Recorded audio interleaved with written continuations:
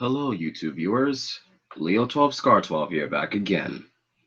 And today, I'm going to be discussing about average lives.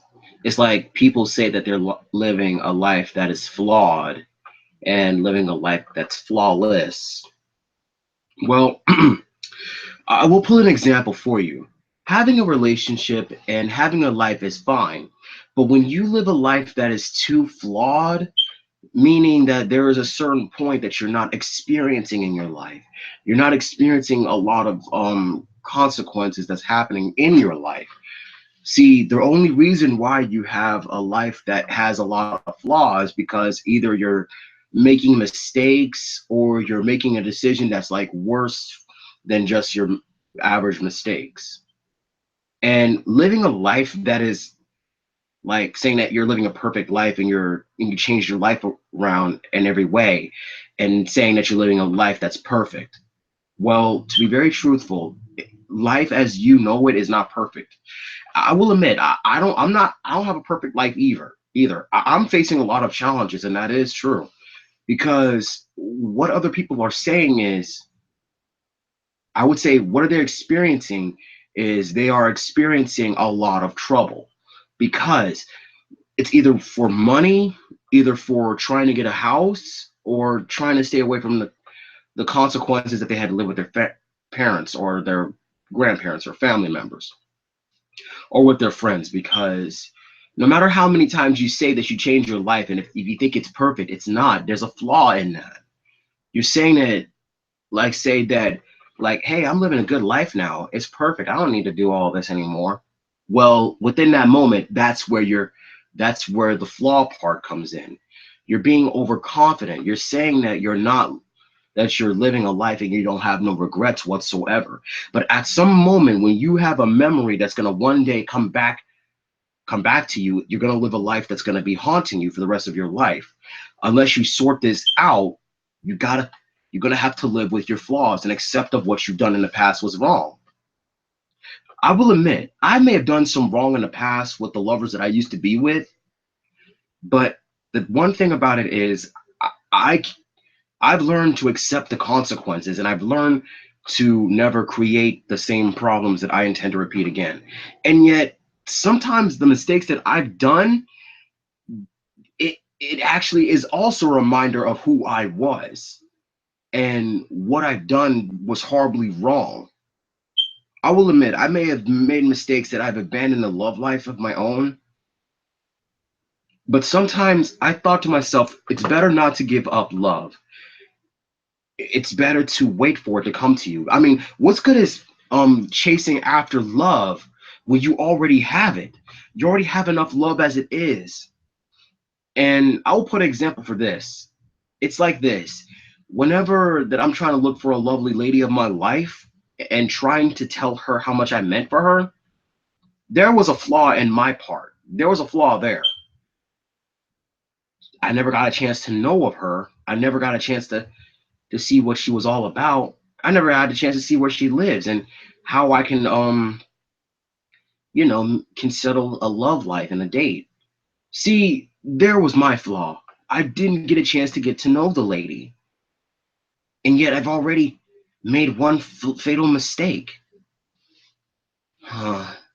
But the consequences of it is that's a memory that I had to look upon on consequences that I've done, and try to lay that mistake, well, erase that mistake for good. And taking on room and putting on rumors about me doing wrong things to someone, that's gonna like haunt me still. But I've learned to accept that fact and move on. But here's the thing though, I didn't change my life all the way around. I changed the effect, the perks about it, like the traits of it, saying that, like, I will hurt or heal somebody. Like, I will admit, I have a personality that's good, and my lifestyle traits have display of healing and decaying.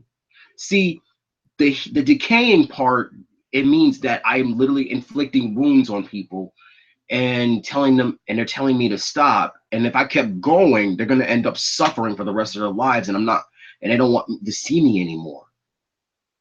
But here's the healing part. If I didn't really mean to hurt that person or hurt that little kid, that means there's a point that in return that I will be forgiven for it. I asked for forgiveness, I received it. But I'm not going to admit it's not everything is about me, about forgiveness. I'm showing an example of how life is average. And yes, life is average. Not too flawless, not too flawed, just average. Because there are some points in life that people will tell you that if they need you to help them, then accept that term and help them. But just as long as if it doesn't involve with something so flawed, it's going to ruin your life and it's going to hurt you and decay you for the point that you're not going to return. Like an example, that if a woman that has like a light skin color tone, and their mom or dad gonna say, if you turn black, you ain't gonna return at all. But thing about it is, if a person with a different color tone is in love, like with a white or a black person, yes, I had to say it. If a white lady is in love with a black man, or a black man is in love with a white lady, or a white man that's in love with a black woman, it doesn't matter.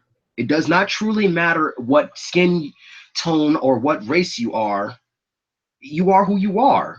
Age or size doesn't mean anything. It's not everything.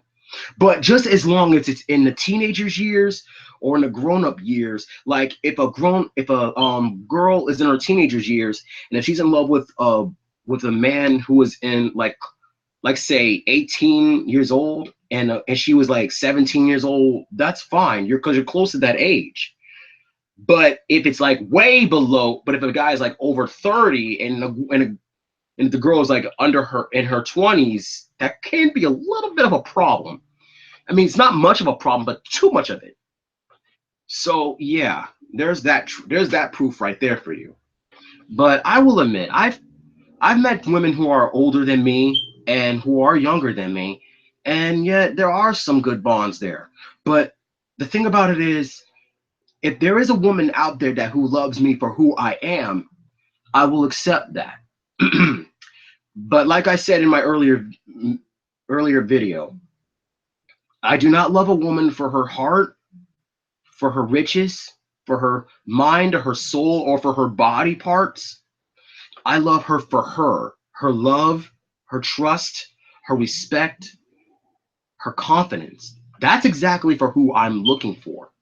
I love a woman for who she is. She doesn't have to give her heart to me, her soul or her mind to me, or her body to me. Her love is better than that, because I don't want a woman's life. I don't want to take away her life and make her fall for me for real, like I'm her emperor and she's my slave.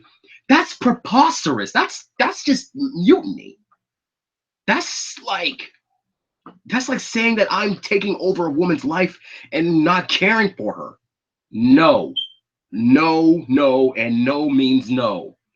I would not do that to a woman. However, if there is a woman that wants to learn about me, if she wants me to be her teacher or her sensei, or mentor, now that is something good. Like if a man wants to be my student and I teach him something, that means I'm like becoming a mentor myself. I'm like a sensei teaching them something. Instructor, teacher, could be anything. But the truth about that is, like I said, life is average. It's not too flawless and not too flawed and not too perfect and not not completely mistakable. It's all average. And saying that you would be better than everybody else, that's not true. Because, well, I know many people, actually, I know men who learn from their mistakes and makes up for the right for them and makes up for them. One at least. and that is my father. He learns from his mistakes. Same for my mother too. She learns from her mistakes too. Even though me and her get on each other's nerves a lot, and even though me and her have like arguments, but did we keep holding on to those memories and until one of us fell? That's where some people are wrong. Me and my mom learned to forgive each other, and we still forgive each other no matter how much pain we inflict on each other. Our wounds will heal out of forgiveness. But like I said in my earlier videos, as long as there's forgiveness, there's no grudges held. Yeah, ladies, gentlemen, if you guys are in love, if you made mistakes and you're trying to learn to forgive, just try to forgive. Besides, there's nothing wrong with forgiving people for what they've done.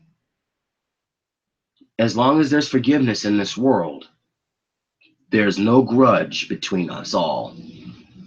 We're all average in life. Not too perfect, not too flawed, just average. So yeah, this is actually my live stream video about average lives. Okay, everybody, give this video a comment and a like, and share with your family and friends if you wish to. But if you want to leave a comment, and if there's any part that you did not get, just try to repeat the video over a little bit so you can get it. Okay? All right. Thank you for watching, and peace.